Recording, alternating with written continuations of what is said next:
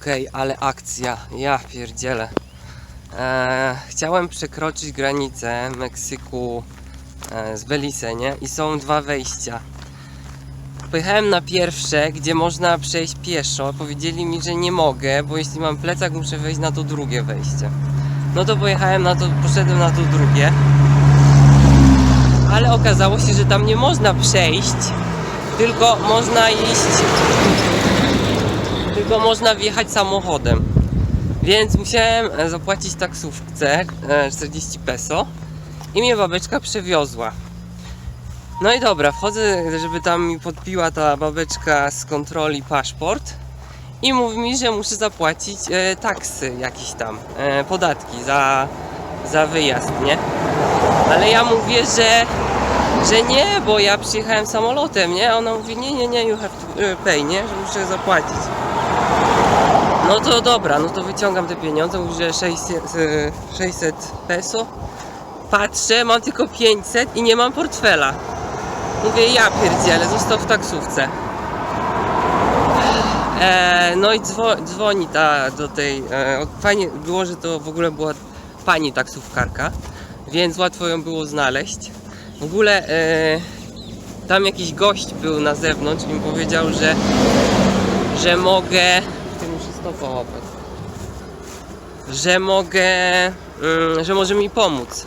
W ogóle wsiadam i gość mi mówi, że nie muszę płacić, skoro przyleciałem samolotem. I faktycznie tak było. Myślałem, że coś złapię. No i dobra, i co?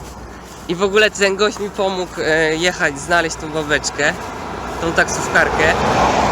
I w ogóle tylko wyjechaliśmy i ona wracała tak jakby na tą granicę, tam gdzie mnie zostawiła. I w ogóle ten mój portfel był pod siedzeniem. Czajcie bazę? Czekaj, może złapię coś.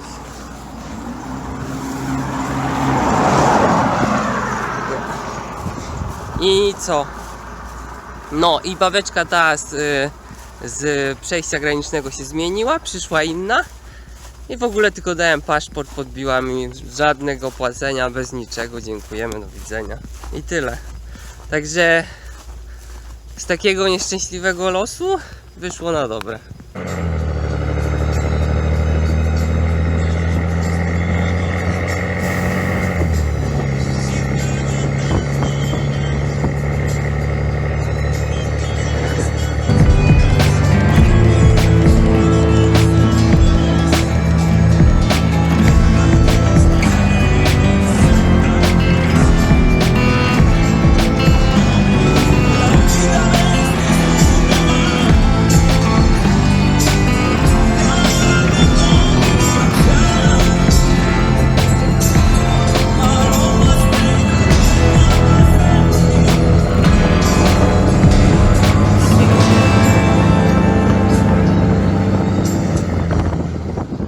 Jestem w Gwatemali już nareszcie. Idę, jest już późno. Nie wiem co oni gadali mi. Słyszycie mój głos, jaką mam chrypkę? Wszystko przez klimatyzację. Patrzcie się, co tam idzie po drodze. Widzicie to? Nie wiem, czy to jest koń, czy to jest osioł? Nie wiem, jest już późno, bo jest 18, zaraz słońce zajdzie. A ja jeszcze mam 1,5 godziny do Flores, czyli do miejscowości, gdzie mam nocleg.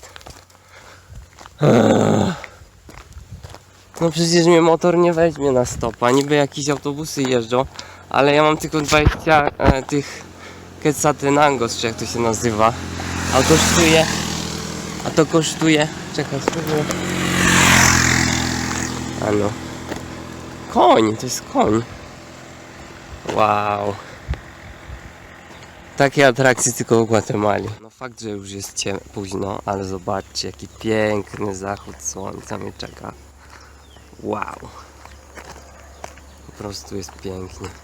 Niestety nie udało mi się dojechać do Flores. Zrobiło się już późno i zatrzymałem się w małej miejscowości, prosząc napotkanych ludzi o pomoc. A potem zaczął padać deszcz. Ten deszcz. Zostałem na lodzie. Czekam u tych ludzi, może mnie przenocują. Ja tu dalej padam. A już jest późno, bo już jest chyba koło 8. Ale państwo się zgodzili, że mnie przenocują, więc to jest fajnie. To jest właśnie ta pani i ona jest mamą tej dziewczyny. A to są jej kuzyni i kuzynki.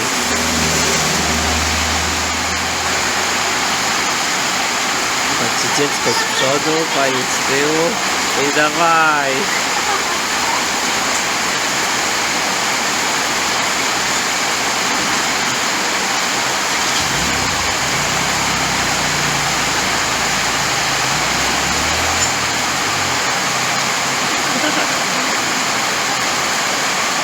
Jest godzina 8, dalej pada i pani już poszła z dzieckiem, właśnie pojechali, my zostaliśmy, ale zdecydowali, że idziemy, będziemy biec w deszczu. Pożyczyłem temu małemu moją kurtkę, bo nie ma w co się ubrać i będziemy biec. ¿Listos? Vamos! O, jest jakieś szaleństwo! W ogóle całe potoki rzeki, a my biegniemy. Jestem cały mokry. Nie wiem, co tu się dzieje po prostu. Masakra! I jeszcze mówisz, że jeszcze daleko. Patrzcie się, jakie potoki. A ja jestem cały mokry.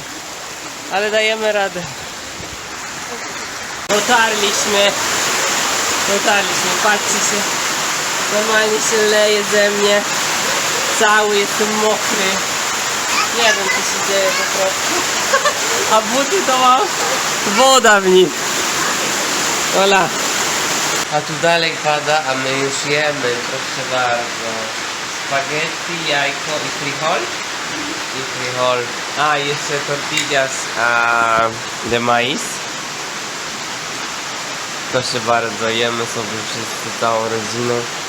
I tu no comes? Także smacznego wam też życzę. Sobie tak leżę, a chcę spać. A patrzcie, jaką mam widownię. Uno, dos i tres. Także nie ma lekko. Dzieci mają atrakcję, bo widzą obcokrajowca. ¿Vais a dormir o no?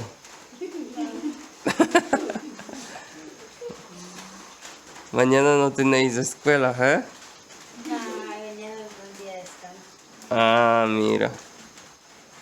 Jutro nie mają szkoły, to mają dzisiaj atrakcję. Ay, mira, hay 4.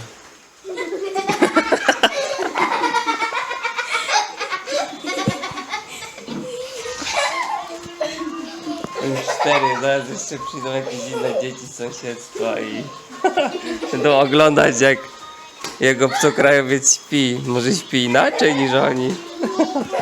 Pytali się mnie już, ile razy jem w ciągu dnia, o której godzinie chodzę spać, więc wszystko chcą wiedzieć.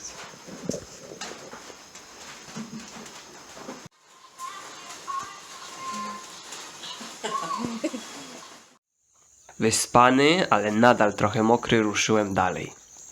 Hola. Pozdrowienia z Gwatemali. Kolejny dzień za nami. Jadę do Tikal, czyli jednego z największych, najładniejszych stanowisk archeologicznych w Gwatemali.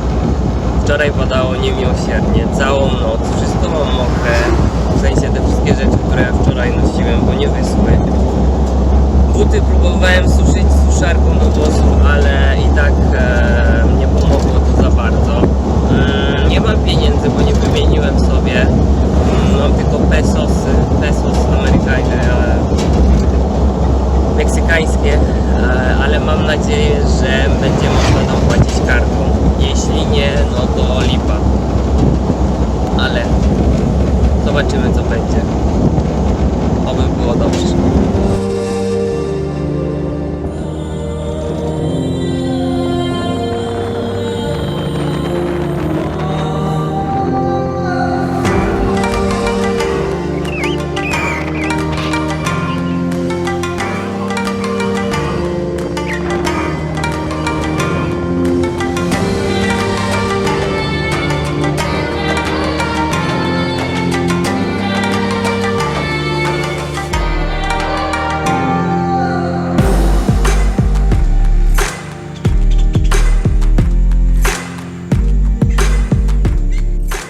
Teraz wiem, jak się woła do świni.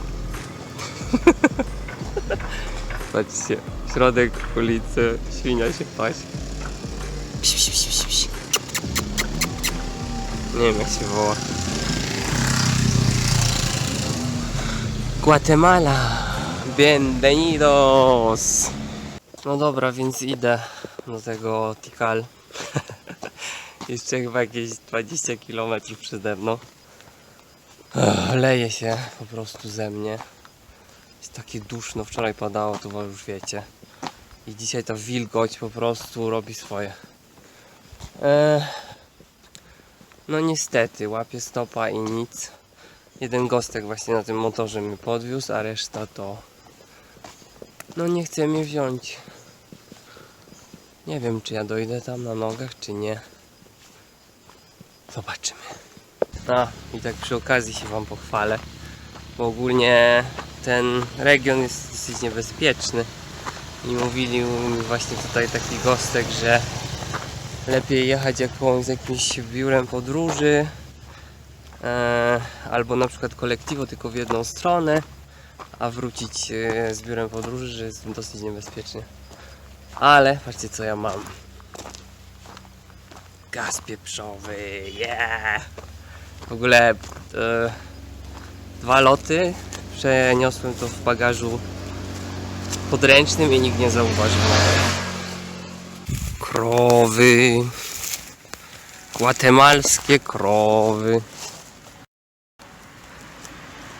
Widzicie, jakie dziwne? Czy ładne? Patrz, patrzcie, gość bierze badyla na bagażniku. Da się, da się. Wszędzie krowy. Widoczki to wy tu macie ładne, powiem wam. Aha. Chyba się zestresowała. A nie, to jest on. Okej. Zestresował się pan. Ej, no ja jestem w szoku. Nic nie jest do tego Tikal. Niby takie słynne miejsce, a po prostu... No nikt nie jedzie. Mało jakiś samochód raz na jakieś 10-20 minut. No może przesadzam, ale... Złapałem 2 stopy. I to tylko motory. Żadnego samochodu. Tak jakby turyści w ogóle tu nie jechali.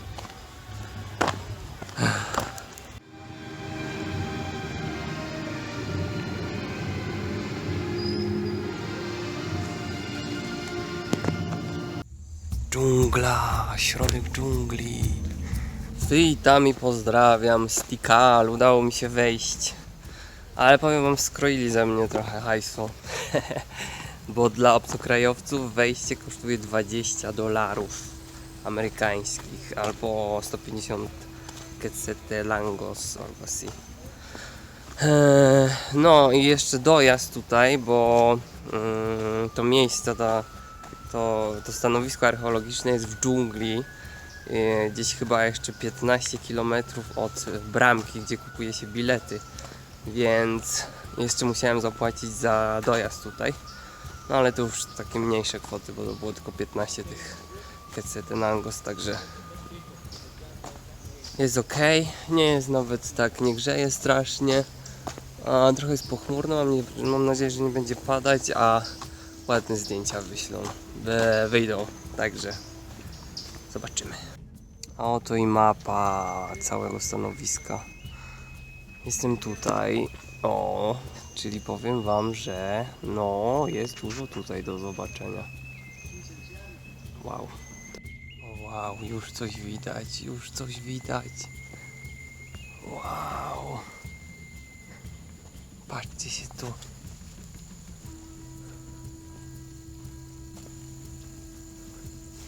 Wow. Tikal w języku Majów oznacza miejsce, gdzie słychać głosy.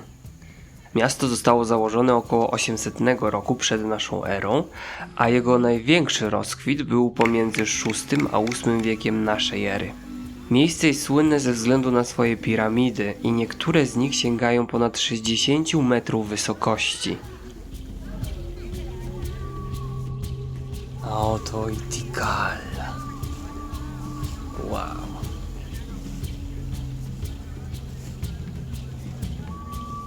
Pięknie. One chyba jakieś rytuały mają ludzie.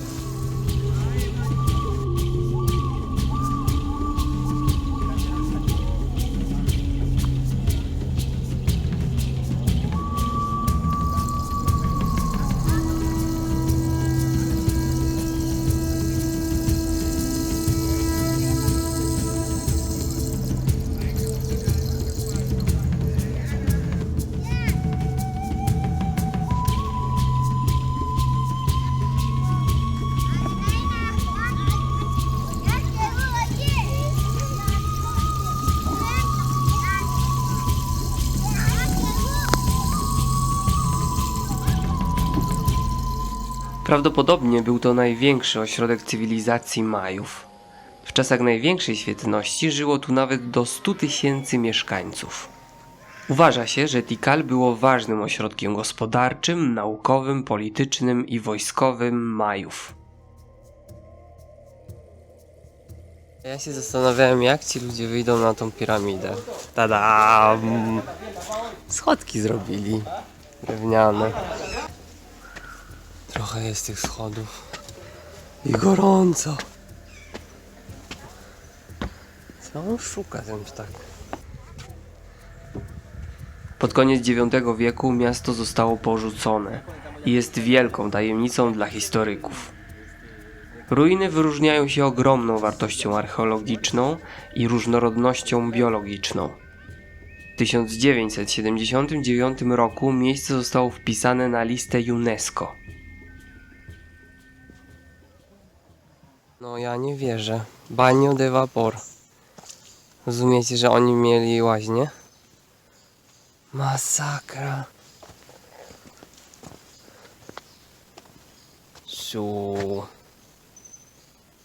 Grupa akcja. Patrzcie się. To też jedna ze świątyń.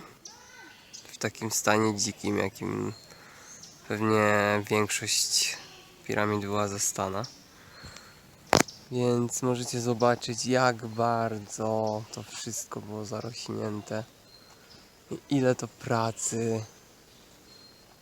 Patrzcie, tylko czubek widać. Wow. O, to jest dobry przykład, jak z takiej zarośniętej piramidy powstaje ta prawdziwa, ładna. Patrzcie, cała konstrukcja. Wszystko jest tak, jak ma być. I powoli odkrywają.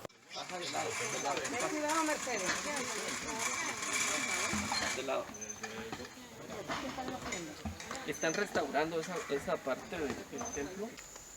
Idę do środka. Może się ochłodzę trochę. Wszedłem do środka. Wow, patrzcie się, jakie korytarze. Może chodźmy tutaj. Tak to wszystko wygląda.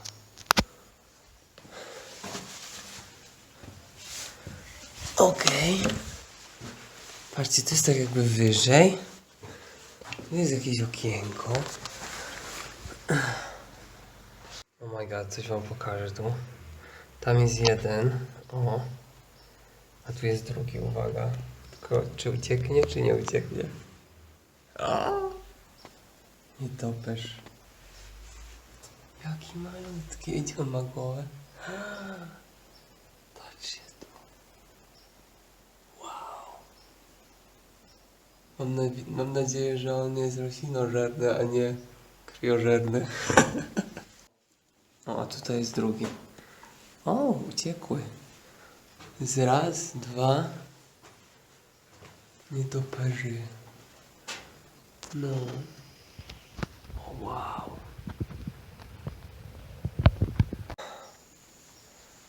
Nice. A to ten sam budynek, tylko z drugiej strony. O, to są te okienka, przez które patrzyłem. Ładnie. Dobra, nie wiem gdzie iść. Więc pójdę przed siebie, jak zawsze. Mundo perdido. Lost world. Zaginiony świat. Idziemy? Claro que sí. No, No to już wygląda jak prawdziwa dżungla, patrzcie się, palmy po lewej. Sorry, tu jest lewa. Palmy po lewej, palmy po prawej. Liany. Owinięte, tylko Tarzana brakuje. O, widzicie? Patrzcie się. Uciekam! Nie zgadniecie przed czym. Przed chmarą komarów. Ludzie kochani, myślałem, że tam pójdę jeszcze do takiego jednego kompleksu. Ale po prostu jest tam tyle komarów, że myślałem, że zjedzą mnie żywcem. Jeszcze głupi jestem, bo sobie nie wziąłem nic na komary. Brawo, Adrian, brawo. Trochę niepewnie te schodki wyglądają. No ale okej. Jak mówią, że można iść, to idziemy. Ojej, jak ja tam wyjdę. No powiem wam, że starsi ludzie to chyba by tu nie wyszli. Chyba, że z dobrą, bardzo dobrą kondycją. Bo ja jestem jeszcze jako tako młody. Ale z takim gorącem, jest taka parota, że to po prostu jest ciężko. Cokolwiek jest ciężko to zrobić. Ja dziękuję, to nie wejdę. Nie mam siły już. Nie mam siły. A najgorsze jest to, że postój sobie nie można zrobić, bo zaraz się stado komarów obsiadnie. Po prostu nie wierzę. Wyszedłem i było warto. Patrzcie się. Wow. Wyszedłem na najwyższy punkt tej piramidy. I oto efekt. O, jeszcze tam można wyjść. Musimy tam jeszcze pójść, patrzcie się. To jest daleko dosyć. No jednak się myliłem. Młodsze, starsze panie też mogą wyjść na górę. Ale większość jest młoda. Jeszcze pójdę na tą jedną, wyjdę, spróbuję przynajmniej. I koniec. Bo ja już jestem po prostu padnięty. A najśmieszniejsze jest to, że na śniadanie jadłem małą, malutką bułeczkę słodką i kubek kawy. A już jest 3:00 po południu. Jak ładnie zarośnięta mchem piramida. No pięknie to wygląda.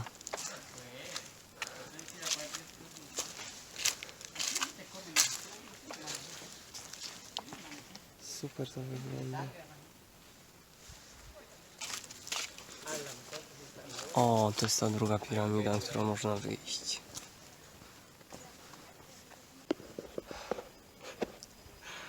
Znowu kryzys.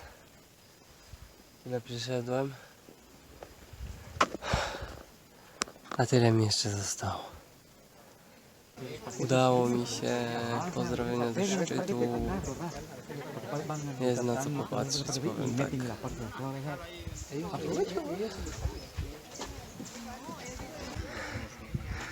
A jeszcze chwilę byłem tam.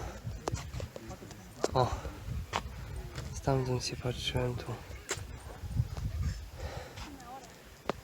A teraz jestem na drugim szczycie piramidy.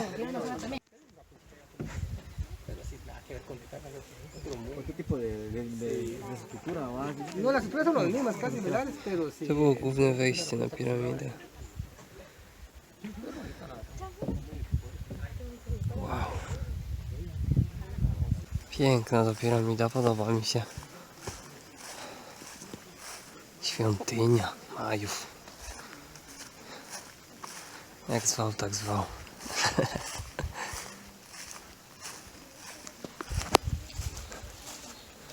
I wygląda na to, że można tu wejść. Czy mi się chce? Oczywiście, że nie. Ale i tak wejdę. Nie wiadomo, czy jeszcze tu kiedyś wrócę. Nie wiem, czy tu można schodzić, bo jest dosyć stromo. Ale ja idę. Ach, się żyje. Najwyżej ktoś będzie mnie Na mnie krzyczał. Uhu! Aaa! Dobra. Jeszcze jeden odcinek. Ej, leje się ze mnie. Patrzcie jak ładnie. Pięknie.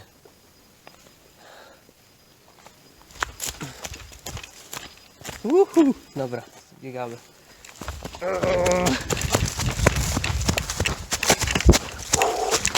Dało się. Teraz sobie można tylko wyobrazić, jak wyglądało to miejsce, kiedy tętniło życiem. Dookoła świątynie. Ludzi pełno. Muzyka, śpiew, tańce, krzyki, oklaski. A teraz cisza, spokój. Nie ma nic. Na ogromnym obszarze ponad 400 hektarów znajduje się około 3000 budowli, które obejmują świątynie, pałace, ołtarze, rezydencje, boiska do gry, tarasy, ścieżki i place. Ponad 80% z nich nie zostało nadal odkopanych.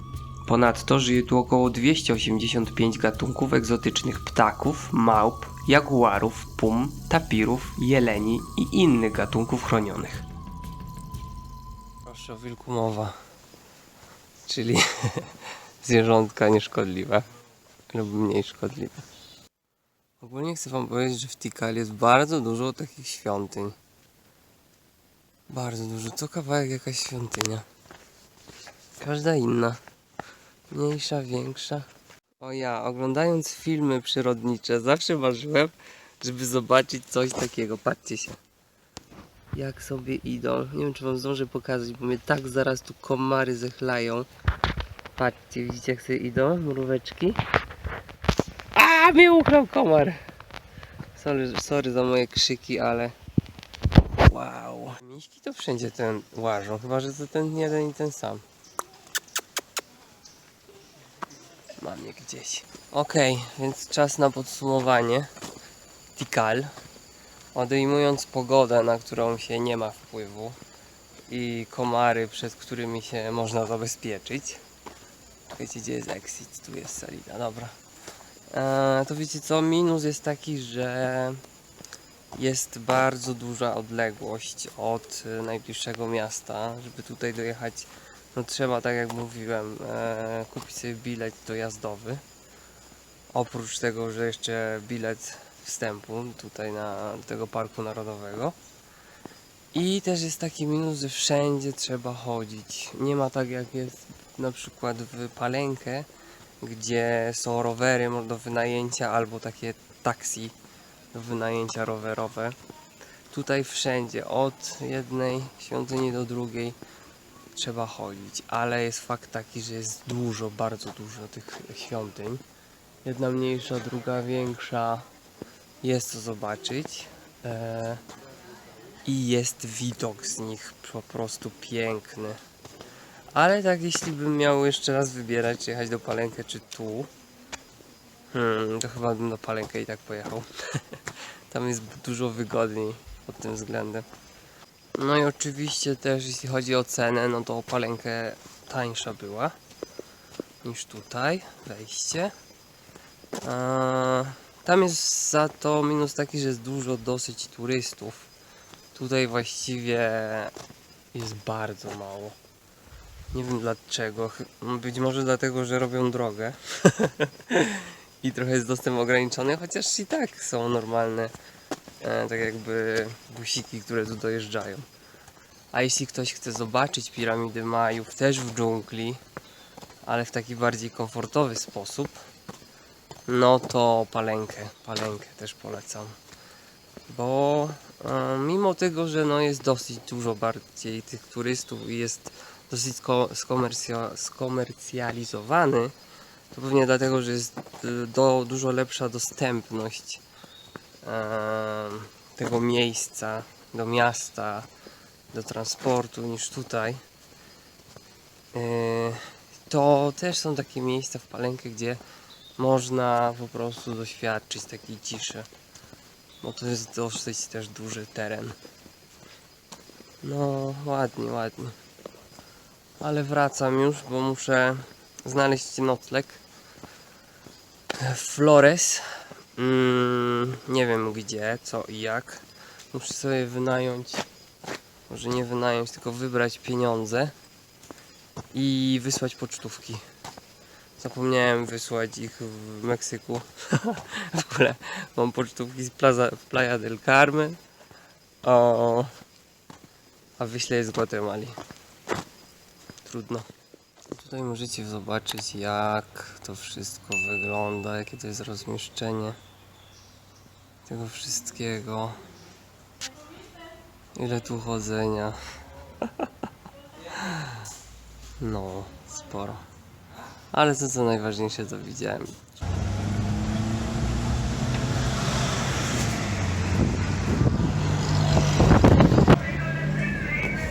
Hola. Hola. Złapałem stopa, jadę na pacę. Tylko się trzymam jedną ręką, a drugą nagrywam. Jadę z jakimś kolegą. Hola.